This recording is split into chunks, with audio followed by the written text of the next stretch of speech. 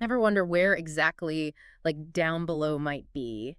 And just who exactly is calling the shots down there? Well, that's a question that has fascinated people for, well, centuries, hasn't it? For sure. You sent us this amazing collection of Polish legends about devils. Clearly, you're looking for more than just, scary campfire stories, right? Right, exactly. I think there's so much more to these tales than just like surface level scares. Absolutely.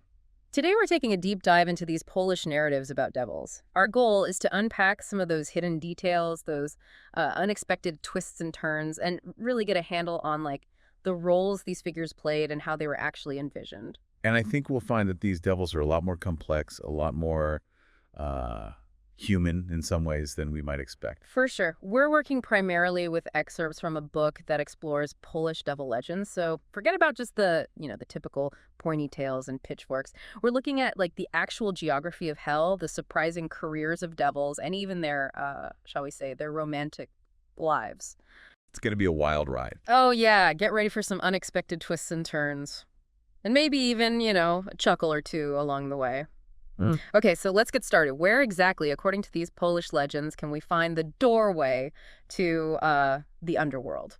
Well, the sources actually present a few very different ideas about that, which I think is really interesting because it tells us a lot about how varied the beliefs surrounding, the supernatural really were.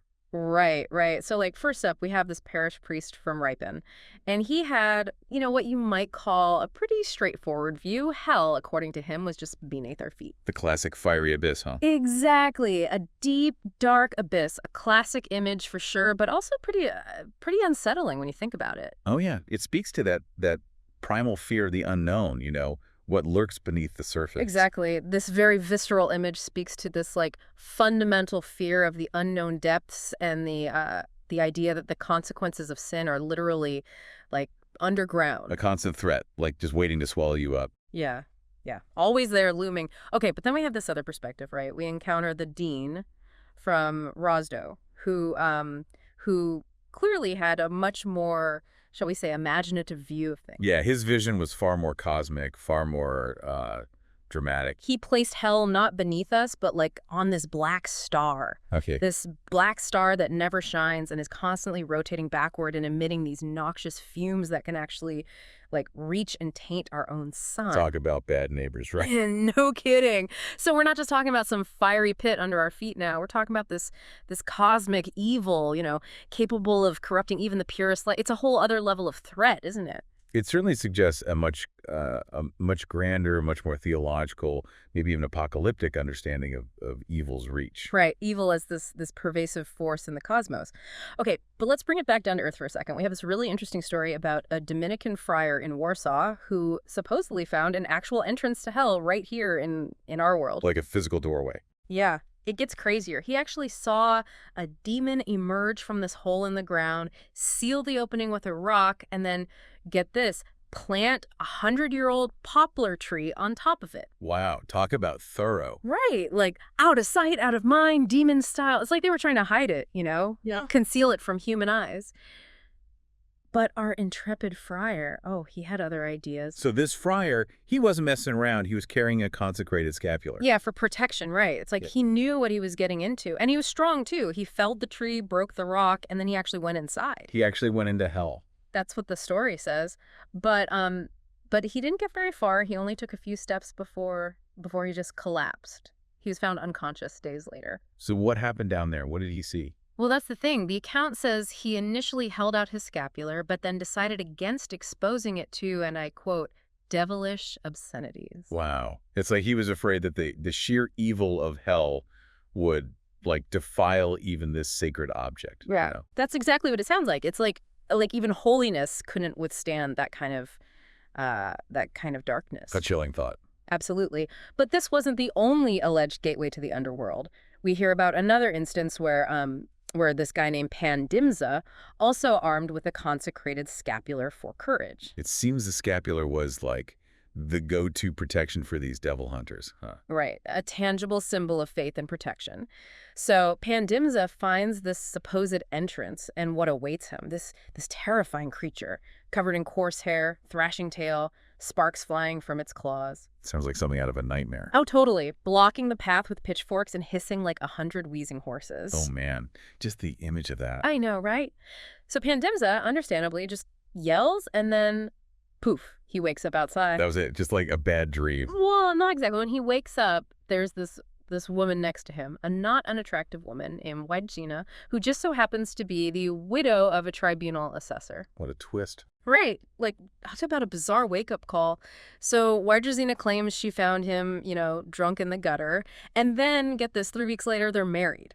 Okay, that escalated quickly. Oh, kidding. And she becomes this amazing wife, making Krupnik all sorts of cordials, taking care of him. Happy ending, right? I don't know. Folklore rarely offers straightforward happy endings, doesn't it? You got it. The source hints at her satanic nature. What do you mean? Well, apparently she was incredibly jealous and protective of her husband, like to the point of being, aggressive, snarling, snapping at any woman she perceived as a threat. Almost like a wolf, Whoa. So maybe she wasn't who she appeared to be? Right. And her husband, he never said a word about her origins. Probably for the best. But we're not done with potential entrances to hell just yet. We have another one, this time located beneath the Crooked Bridge near Muawa, all hidden by overgrown osiers and weeds. Sounds pretty creepy. Oh, yeah. And who stumbles upon this spot? This guy named Kanziuk, a man described as simple and idle, but the story kind of implies there was more to him than meets the eye. Okay, what do you mean? Well, people said that sparrows and an old wagtail fed him, which it turns out was actually true. He tended cattle for one person and gathered herbs for another. So maybe he had a special connection to nature, Yeah, maybe. Yeah. Anyway, Kanziuk, he waits at this bridge from noon until after dusk, and then slowly a horned devil's head emerges from under the moss. Oh, man.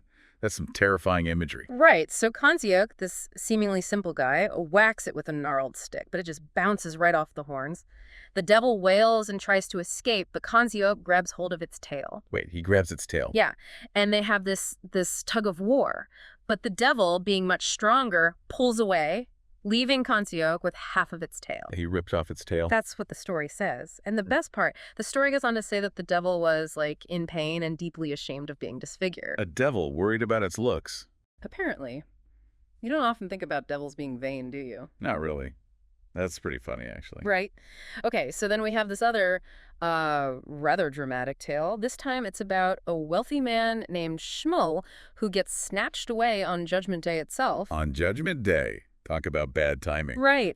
A devil appears outside the synagogue where he's praying, throws him over his shoulder, and just runs off. Like he was nothing. People tried to chase after them, but the devil leaps into a swamp and vanishes with Shmuel. End of story. Makes you wonder what Shmuel did to deserve that. No kidding.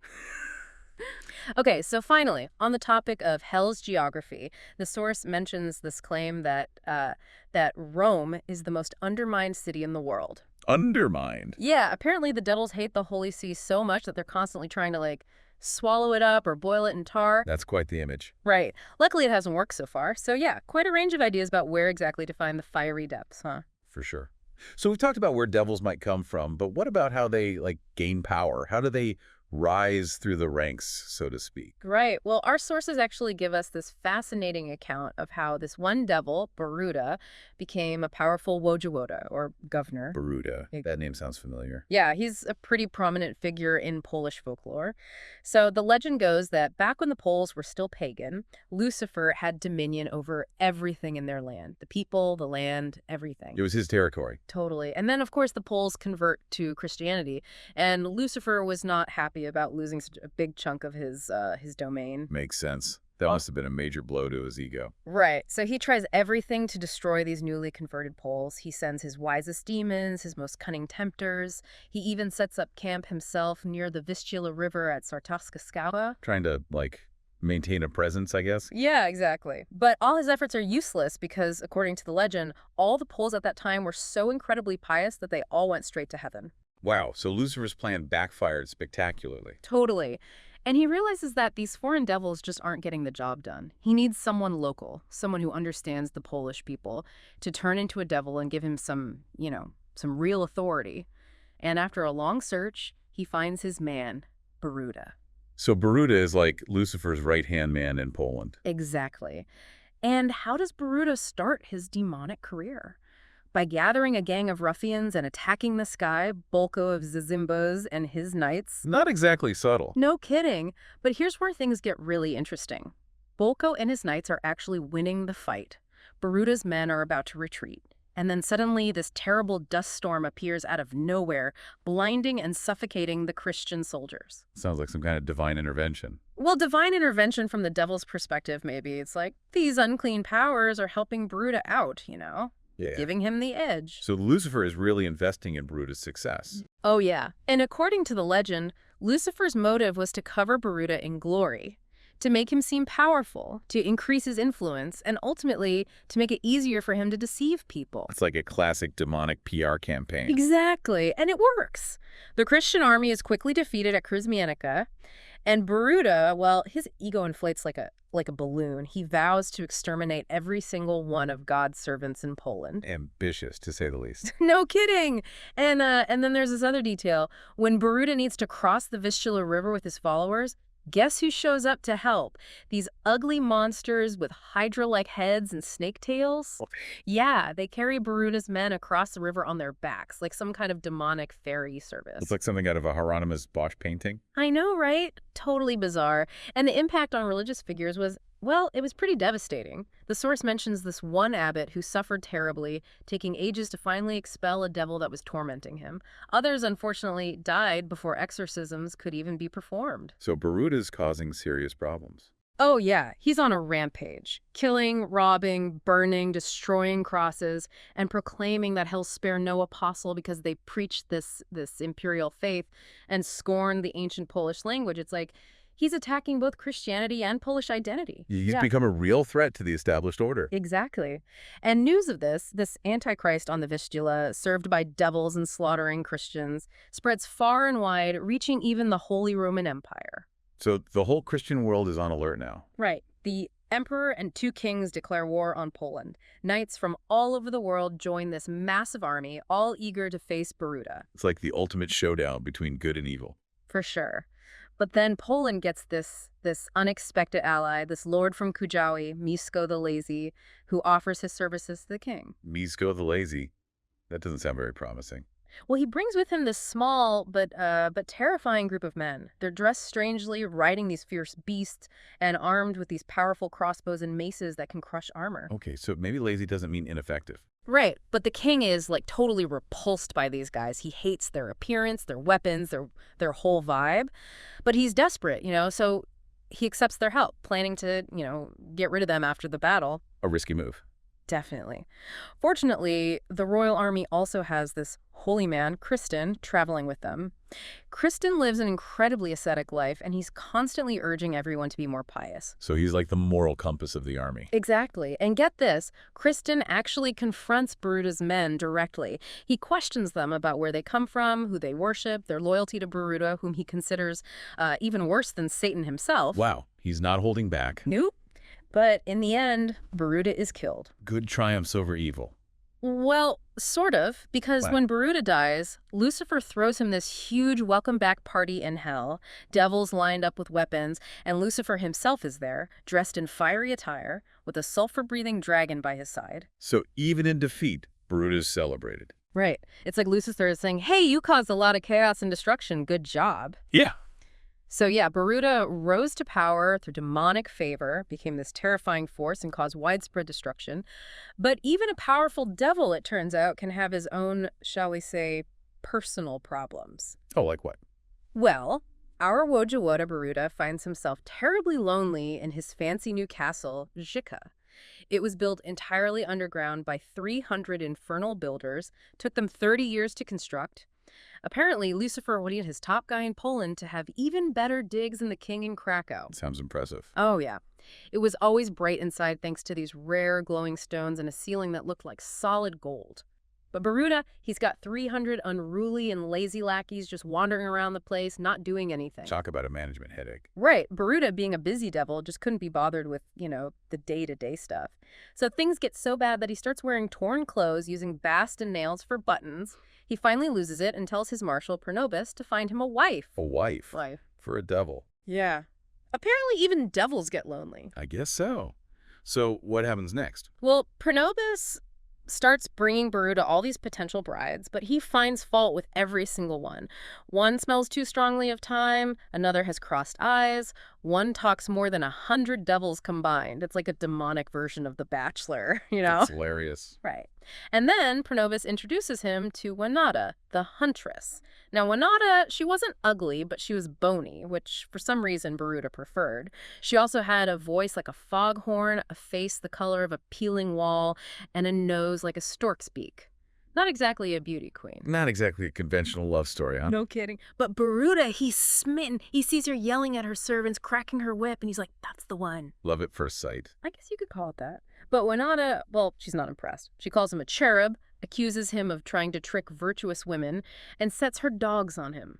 Ouch. Rejection hurts, even for devils. Right.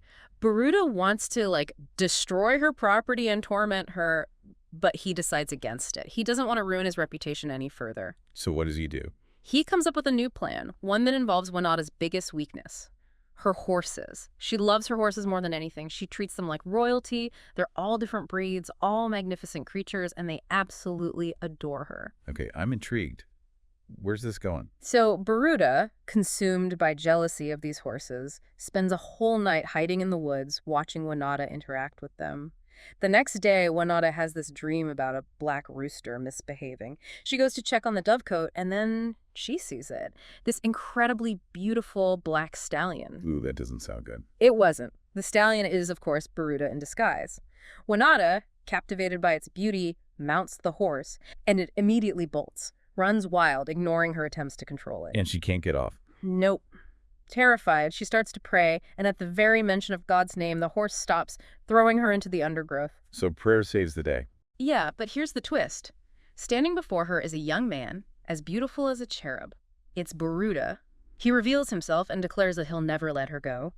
And Wanada, well, she finds his words strangely pleasing and gives in to his advances. Wow. So even the most virtuous can be tempted. Right. And then we have another story about Boruta trying to find a wife. This time, it's Jaga, the daughter of an innkeeper on Osagora, or Bald Mountain. What's special about her? Well, Jaga, she's ambitious. She doesn't want to marry just any man. She wants to marry the prince from Wawel, who once stayed at her inn. He was there for a week, enjoyed her company, left her a gold ring. So naturally, Jaga starts thinking she's practically a princess. Delusions of grandeur. For sure. And then Boruta sends an envoy to propose marriage on his behalf. And how does she react to that? She's not interested. She wants to marry Lucifer himself. Aim high, I guess. Right.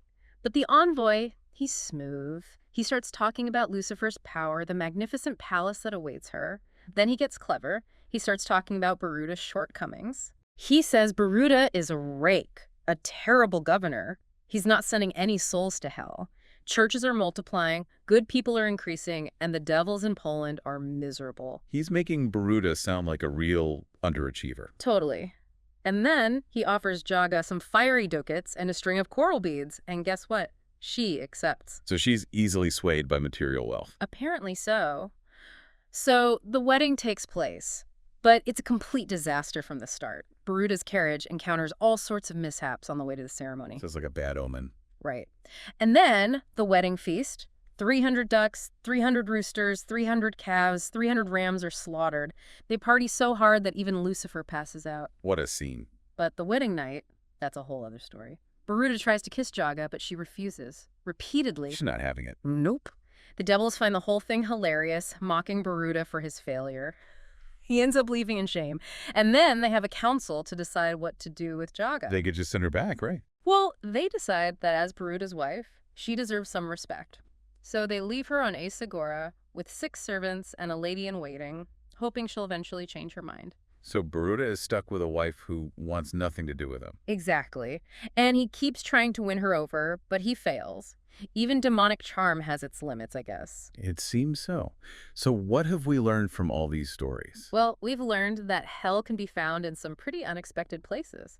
That devils can rise to positions of power, but even they can be undone by, a stubborn woman or a well-placed prayer. And we've learned that these devils, they're not just like mindless monsters. Hmm. They have ambitions, they have insecurities, they even have romantic problems. Totally. And I think that's what makes these stories so interesting, so human in a way. They're not just about good versus evil. They're about the complexities of, well, of existence. Absolutely. They reflect our own struggles, our own desires, our own fears. Exactly. So hopefully this deep dive has given you a good overview of some of the key aspects of Polish devil folklore. And maybe even made you think a little differently about the nature of good and evil. For sure. If you're interested in learning more, there's a whole world of fascinating stories out there, just waiting to be discovered. So keep exploring. You never know what you might find.